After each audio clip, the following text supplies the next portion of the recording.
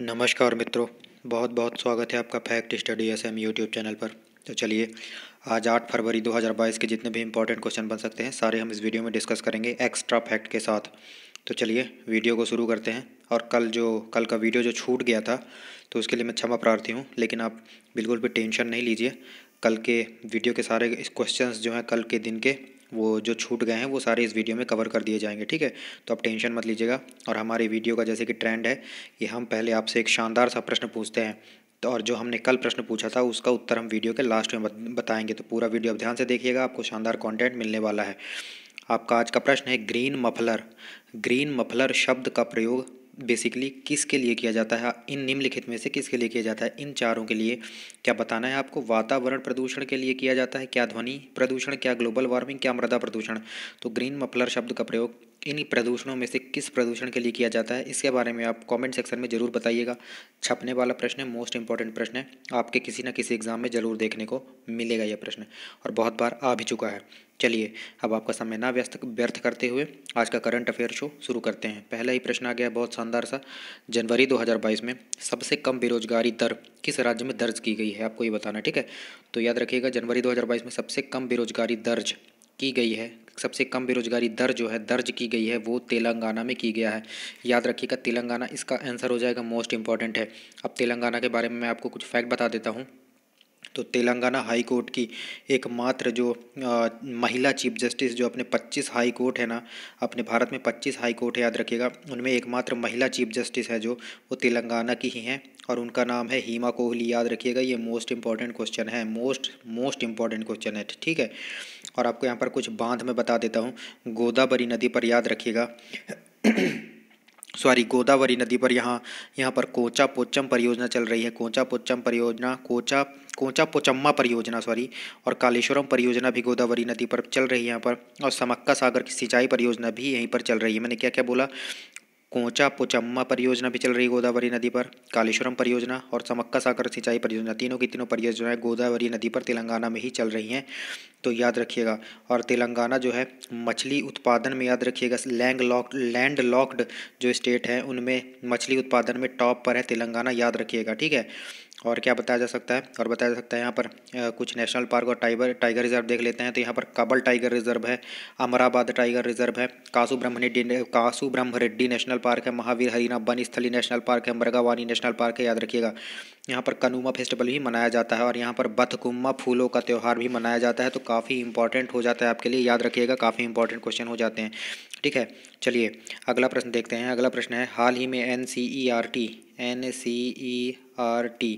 याद रखिएगा, NCERT इसकी स्थापना कब होती है? 1961 में इसकी स्थापना होती है। इसके नए प्रमुख किन्हें बनाया गया है? याद रखिएगा, दिनेश प्रसाद सकलानी को जो है NCERT का हाल ही में प्रमुख बनाया गया है, हाल ही में, ठीक है। तो ये मोस्ट इंपॉर्टेंट आपके लिए हो जाता है। यहाँ पर M जगदीश कुमार दिख रहे हैं।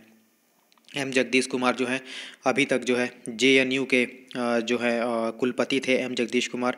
अब इन्हें UGC का नया कुलपति बना दिया गया है। M जगदीश कुमार को UGC का जो है नया कुलपति बना दिया गया है। ये भी बहुत ही ज़्यादा इम्पोर्टेंट है। और अब जब ये चूँकि ये JNU के कुलपति थे तो JNU का जो पद रिक्त हो गया था तो उसकी भी कुलपति चुन ली गई हैं, याद रखिएगा, मोस्ट इंपॉर्टेंट आपके लिए बता रहा हूँ। JNU की पहली महिला कुलपति जो है शांतिपति धूलिपति पंडित को चुन लिया गया है, याद रखिएगा, मोस्ट इंपॉर्टेंट है।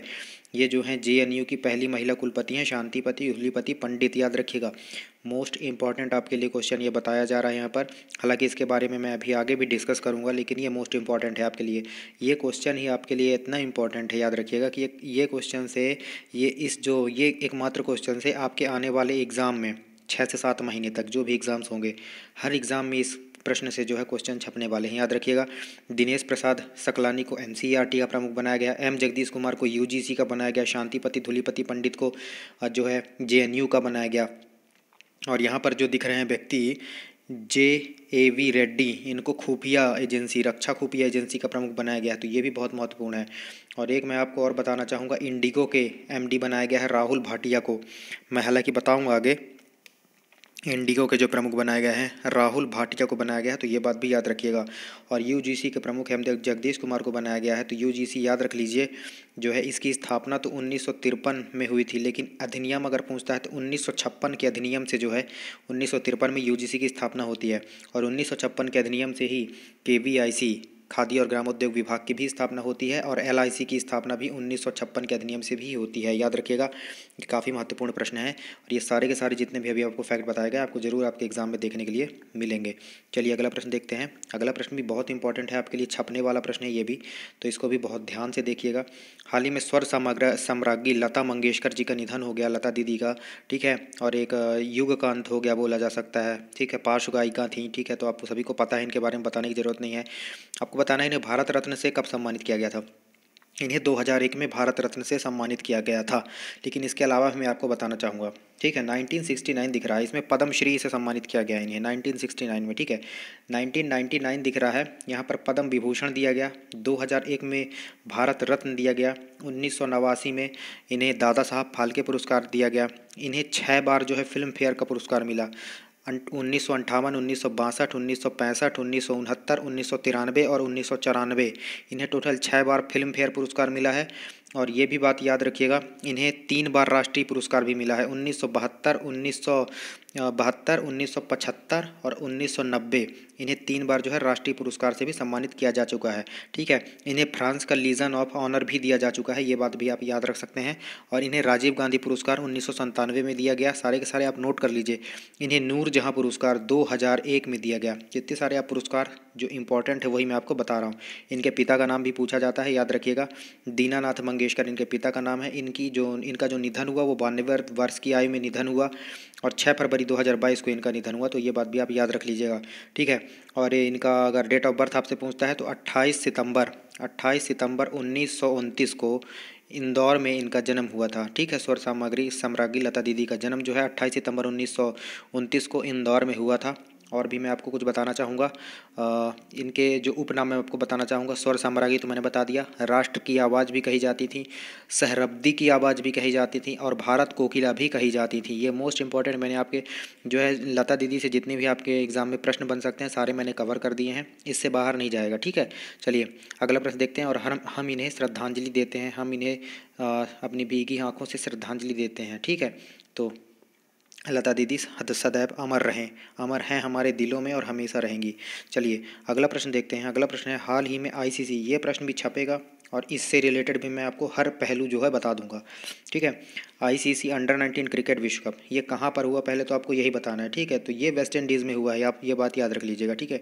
ये वेस्ट इंडीज़ में आयोजित हुआ। कौन सा संस्करण था, 14वां संस्करण था। फाइनल किसके किसके बीच हुआ, भारत और इंग्लैंड के बीच हुआ। भारत जीता। भारत कितने विकेट से जीता, भारत याद रखिएगा 4 विकेट से जीता, ठीक है। भारत 4 विकेट से जीता।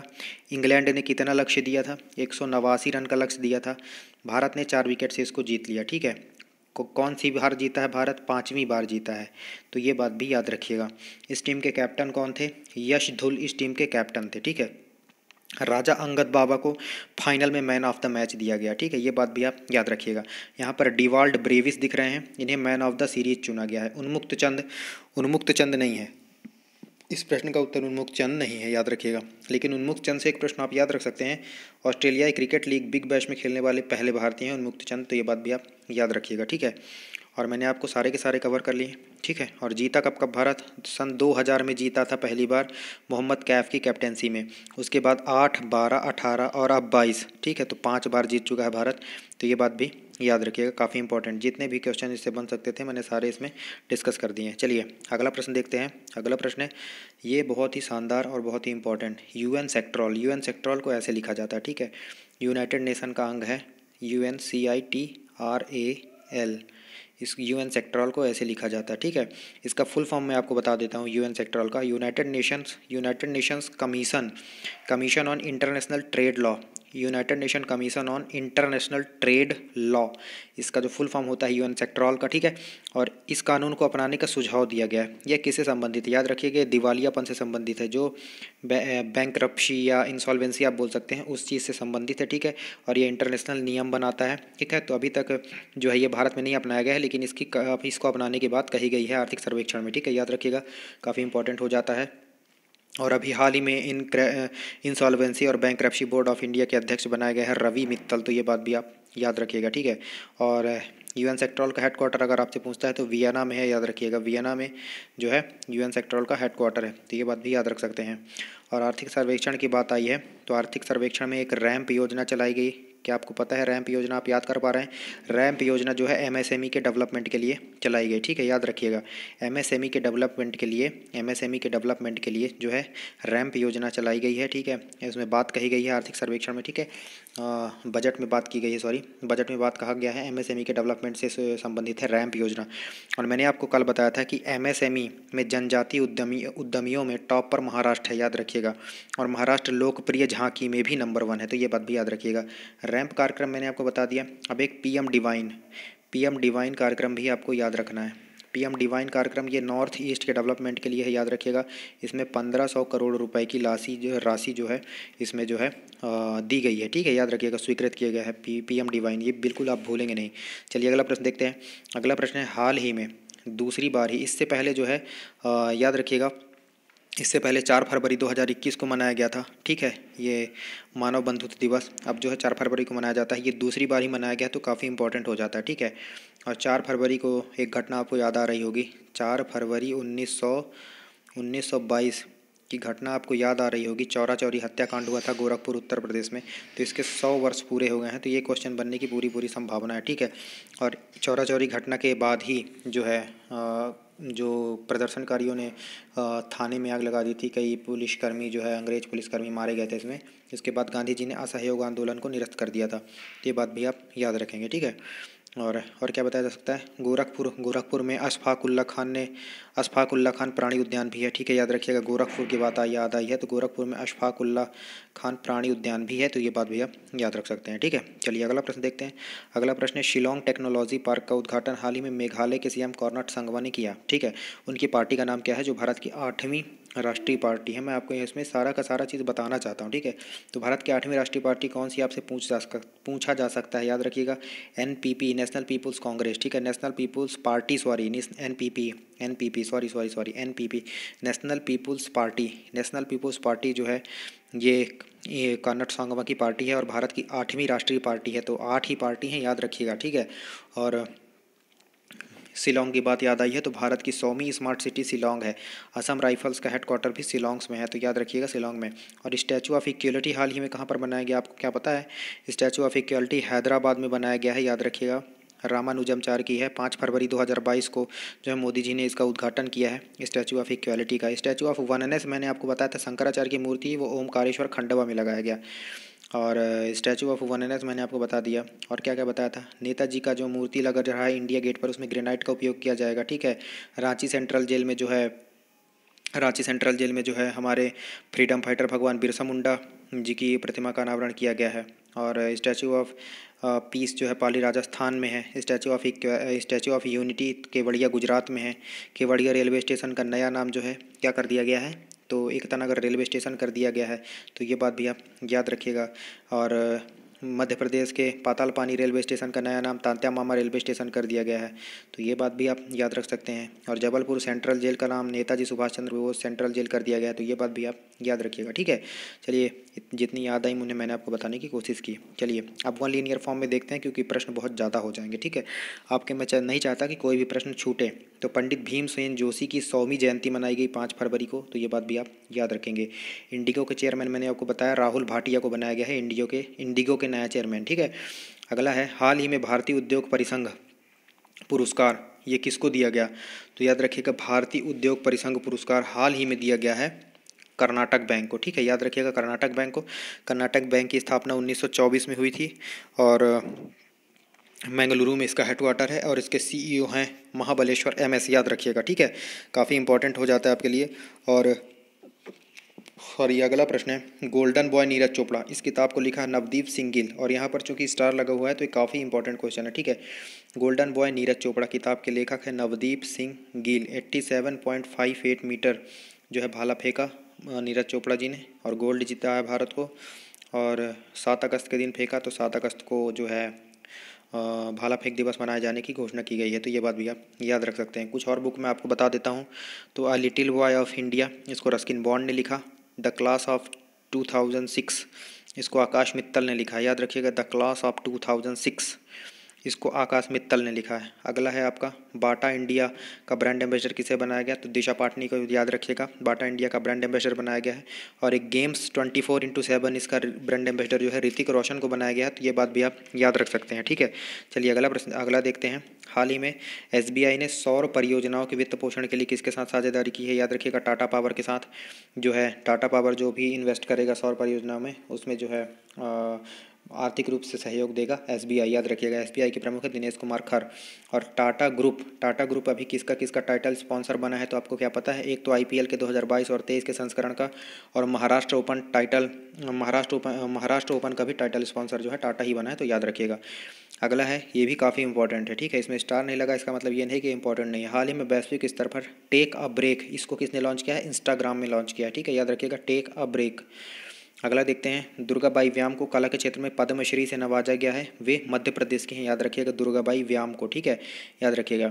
अगला प्रश्न है, हाल ही में विदेश मंत्री, कहाँ के विदेश मंत्री जो है भारत यात्रा पर हैं, तो श्रीलंका के विदेश मंत्री भारत यात्रा पर हैं, याद रखिएगा। श्रीलंका में अभी फूड इमरजेंसी भी लागू की गई थी, ये बात भी आप याद रख सकते हैं, ठीक है। अगला है, हाल ही में ही वैज्ञानिकों ने हिमालय से 3 गुना ज़्यादा बड़ा पहाड़ खोज लिया है। इसे क्या नाम दिया है वैज्ञानिकों ने, तो इसे सुपर माउंटेन नाम दिया गया है, तो ये बात भी आप याद रखेंगे। अगला है, हाल ही में प्रोजेक्ट सद्भावना किसने शुरू किया, असम ने शुरू किया है, याद रखिएगा। प्रोजेक्ट सद्भावना, तो ये काफ़ी इंपॉर्टेंट हो जाता है, ठीक है। असम के अगर सीएम आपसे पूछता है, हिमंता बिस्वा शर्मा असम के सीएम है। अगला है, इंडिया दैट इज भारत, ये इंपॉर्टेंट है, इंपॉर्टेंट किताब है। इसको लिखा है जे साईं दीपक ने। इंडिया दैट इज भारत, जे साईं दीपक ने लिखा हुआ है। और मैंने आपको जैसे कि बताया, ये तो मोस्ट इंपॉर्टेंट छपने वाला प्रश्न है। जेएनयू की पहली महिला कुलपति बनाई गई हैं शांतिपति धूलिपति पंडित, याद रखिएगा। शांतिपति धूलिपति पंडित, रट लीजिए इसको, शांतिपति धूलिपति पंडित। और मैंने आपको फिर एक बार मैं रिवाइज करवाना चाहता हूँ। यूजीसी के कौन बने, एम जगदीश कुमार, जो पहले जेएनयू के थे, तो जेएनयू से गए वो यूजीसी में, तो एम जगदीश कुमार यूजीसी चले गए, तो यहाँ तो जेएनयू की कुलपति बन गई ये शांतिपति धूलिपति पंडित। और जो है यूजीसी के बन गए एम जगदीश कुमार, ठीक है। और इंडिगो के मैंने आपको बताया राहुल भाटिया। रक्षा खुफिया एजेंसी के प्रमुख बताया मैंने JAV रेड्डी, ठीक है। और क्या बताया, NCERT के प्रमुख मैंने आपको बताया था दिनेश प्रसाद सकलानी, रट लीजिए इनको। NCERT के दिनेश प्रसाद सकलानी, इंडिगो के राहुल भाटिया, रक्षा खुफिया एजेंसी के JAV रेड्डी, यूजीसी के एम जगदीश कुमार, और JNU की पहली महिला कुलपति तो यही बन गई है शांतिपति धूलिपति पंडित। और अगर जूलॉजिकल सर्वे ऑफ इंडिया के पहली महिला प्रमुख पूछता है धृति बनर्जी, याद रख लीजिएगा, ठीक है। ONGC की पहली महिला प्रमुख पूछता है तो याद रखिएगा अलका मित्तल। और NHAI की पहली महिला प्रमुख पूछता है अलका उपाध्याय। ये सारी चीज़ें आप याद रखिएगा, काफ़ी इंपॉर्टेंट है। कल मैंने आपसे प्रश्न पूछा था कि पितृहंता वंश किसे कहा जाता है, तो हर्यक वंश को पितृहंता वंश कहा जाता है, याद रखिएगा। तो वीडियो अगर आप अभी तक बने हुए हैं तो वीडियो का कंटेंट आपको अच्छा ही लगा होगा। वीडियो का कंटेंट आपको अच्छा लगा है तो वीडियो को लाइक कर दीजिए, चैनल को हमारे सब्सक्राइब कर लीजिए और अपने दोस्तों के साथ शेयर कर दीजिए, ठीक है। तो वीडियो देखने के लिए आपका बहुत बहुत धन्यवाद। मिलते हैं करंट अफेयर्स के नेक्स्ट डोज में, तब तक के लिए जय हिंद, जय भारत।